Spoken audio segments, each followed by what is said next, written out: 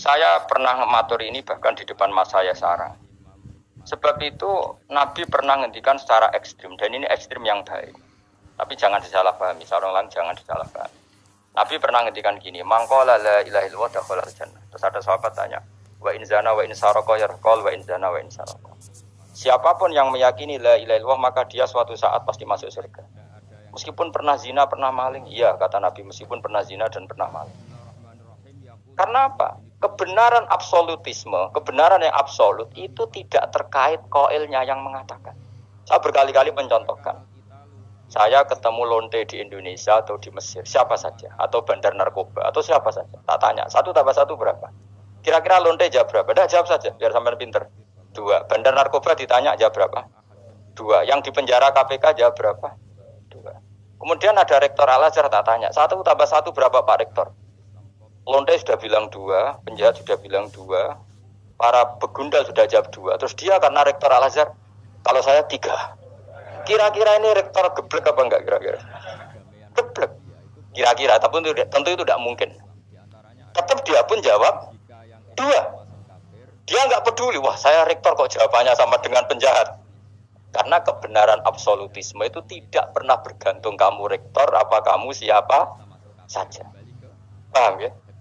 Sehingga dalam ikrar bahwa Allah Tuhan itu kita sama dengan lonte, dengan penjahat sama. Semuanya ikrar kalau Allah itu Tuhan. Karena kebenaran absolut tidak bergantung siapa saja. Makanya Nabi ngendikan wa in zana wa in sarqa. Meskipun yang melafadzkan itu orang zina maupun maling. Karena tadi kebenaran absolut. Kira-kira lonte kamu tanya, Lombok pedes enggak? Ya, kira-kira enggak, tak jawab yang lucu-lucu biar otak sampean tuh waras.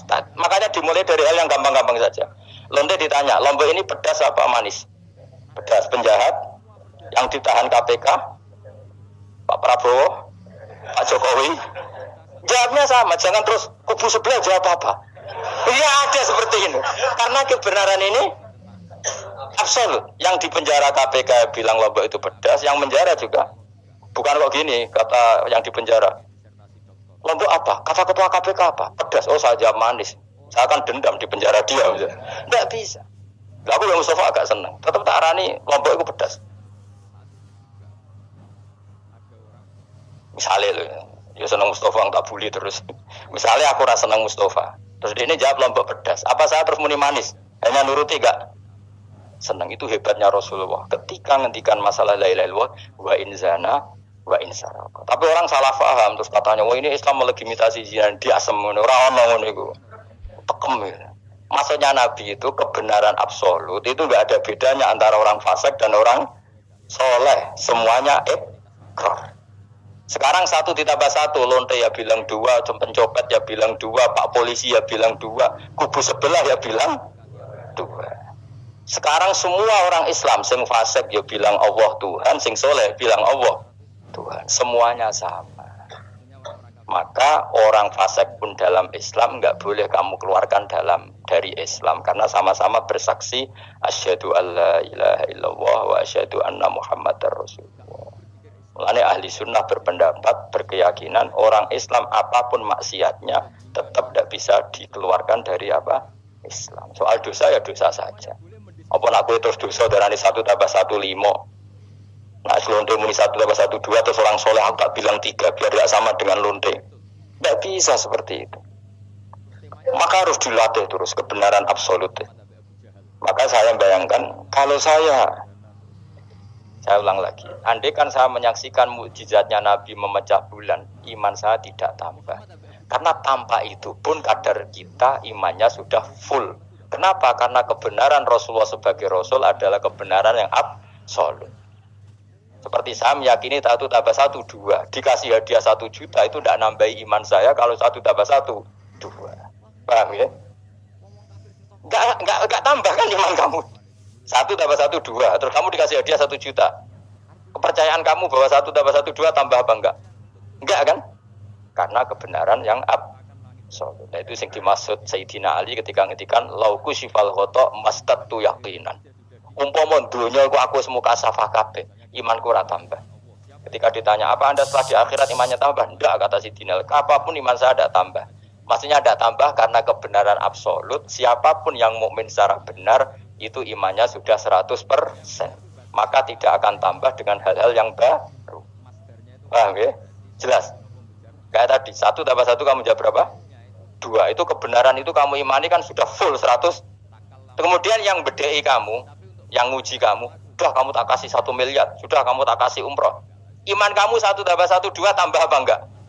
Enggak. Karena kebenaran absolut. Maka nanti setelah saya masuk surga ditanya Allah, "Ha, imanem tambah enggak setelah saya melihat surga?" Ya tetap Gusti, tetap engkau sebagai Tuhan yang hakiki. Lah seneng tambah lah niku tambah mergo kelon mau cara rugen ngene soal ta. Nggih, nak rugen kita koi. Imanem tambah gak gen, mbok jabe. Mboten Gusti. Nah seneng tambah ge tambah lah Gusti riyen elek sakniki ayu lah. Tapi ya urusan seneng mawon, tapi nak imannya enggak perlu tambah karena tadi Allah Tuhan itu kebenaran yang absolut. Jelas ya? Maka kebenaran yang absolut ini sebenarnya enggak perlu mukjizat. Maka mukjizat itu hanya diturunkan sesekali saja oleh Allah di semua nabi. Bahkan mukjizat sering menjadi problem. Karena tadi, kalaupun diturunkan ada potensi dituduh sebagai sihir.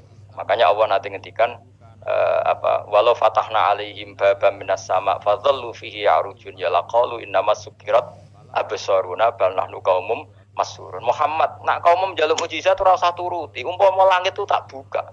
Kemudian mereka terbang ke langit menyaksikan alam malakut saya, mereka akan bilang innamas sukirat absaruna, kita ini disihir Muhammad. Itu sama seperti peristiwa pecahnya rembulan. Pecahnya rembulan peristiwa yang dahsyat. Sahabat iman tapi ya dingin saja. Kenapa dingin? Karena sampai itu pun mereka sudah iman bahwa Rasulullah itu adalah Rasul yang hak. Karena bukti logikanya terlalu jelas. Tapi wong kafir apa ketika rembulan pecah? Iqtarabatis sa'atu wan syaqqal qamar wa iyyaru ayata yu'ridu wa yaqulu sikhrum mustamir. Tetap dikomentari itu sebagai sihir. Tapi sahabat sebelum bulan pecah sudah iman. Karena sahabat otaknya waras. Jelas ya? Jadi mukjizat itu tidak diperlukan sebetulnya. Maksudnya enggak diperlukan dalam konteks iman. Karena tanpa itu pun para sahabat, para khiyarun nas sudah iman. Makanya agama ini liqaumi yaqilun bagi yang punya akal. Bukan liqaumin sing yasyadunal mukjizat bagi kaum yang menyaksikan mukjizat. Waras ya, jelas ya. Jelas ya. Mulane ke sebenarnya ana masar iku, aku mau swarga kowe mergo mau ijek takoki pangeran. Munggo aku ora gawe swarga, aku ijek pangeran to ora. Terus kowe mikir sik. Bahaya. Berarti aku dadi pangeran mbok pikir sik, kecuali kowe tak kei swarga, kan tak takoki pangeran ngono. Itu ibarat Pak Guru tak jawab 2 asal kamu kasih hadiah. Nah, ndak tak katakan 3, itu utek. Allah tetap sebagai Tuhan meskipun enggak menciptakan surga maupun karena ketuhanan Allah adalah absolut. Makanya Allah sering ngendikan dzalika bi anna wa huwal haqq wa anna ma yad'una min dunihi wal batil wa anna wa huwal aliyyul kabir. Allah selalu punya sifat abadi bahwa dia zat yang hak. Yang lain menolak Allah adalah barang batil. Hak akan selalu hak, enggak butuh pendukung, enggak butuh apa-apa. Karena hak itu berdiri sendiri. Makanya Allah mensifati dirinya Al-Hayyul Qayyum yang berdiri sendiri. Jelas ya? Lah iman-iman kita ini iman-iman yang amatir. Pemenang ngaji kiai-kiai sing setengahane yo cung yo pokoke maca istighfar swarga, istighosa swarga. Kamu jangan maksa saya ngaji seperti itu. Karena yang ngaji seperti itu sudah banyak. Atau ngaji model wong alim maksudnya. Ya, tadi model itu. Makanya kena niru aku yo terus alim. Bebo tenan ra ngerti pokoke ngono. Dan ulama seperti saya memang harus seperti itu karena kita ngajinya seperti itu. Saya baca ihya seperti itu, baca hikam seperti itu. Dari guru-guru saya, dari Mbah Mun bapak saya seperti itu. Makanya swarga itu kayak buli-bulian mbek wali-wali. Ada wali yang ditawani pangeran, "Jong silakan bu swarga takokin, di surga bisa sholat Gusti saya." So, ya. Oke kalau gitu. Karena gak iso mbayangno, nek mati dadi kawula kok ora sujud ku gak iso mbayangno wali-wali. Nek kowe kan gak kelon ora iso mbayangno. Uteke wis elek. Beda desain uteke wali wek. Ambe wong ngene-ngene iki beda banget tapi beda biasa. Dadi uteke wali ku wis aneh. Dadi karena dia merasa gak bisa terpisah dari Tuhan. Karena semua kebutuhannya tercukupi hanya oleh Tuhan, maka dia bayangkan Ning swarga ada enggak sesuatu yang saya kasihkan kepada Allah? Saya dermakan, saya khidmatkan untuk Allah. Kalau swarga kok mau kelon terus mangan terus apa-apaan ini. Jadi masih apa ya? Makanya dia aneh masuk surga itu masih asing. Sampai ketemu Allah, wujuhu yauma idzin nadhirah ila rabbiha nadhirah baru puas. Kalau kamu kan enggak surga, mlebu swarga glundang ora takok sing duwe, golek widadari, kelon mangan, kelon mangan. Ya sudah seperti itu. Sampai ditakoki Allah ora paham mergo iki sing duwe sapa wis pokoke ngono. Ya tapi ya lumayan lah sementing ning swarga. Tapi insya Allah yang jenis ini tidak ketemu saya juga gak ingin ketemu sih. Isen lah cara kalau tadi kan. Cara muruah harga diri ketemu jenis seperti ini.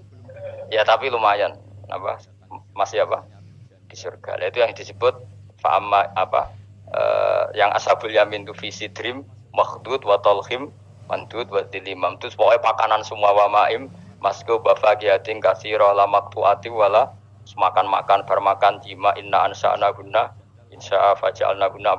Tapi kalau orang muqarrabin Allah itu enggak gambarkan nikmatnya muqarrabin fama in kana minal muqarrabin faruhu kan karena semua kenikmatnya itu roh itu mala enaroat wala uduna samiat wala khatara ala qalbi basar. Dia nikmati di surga karena al-muqarrab, dekat sekali dengan Allah. Makanya di kitab-kitab wali itu banyak.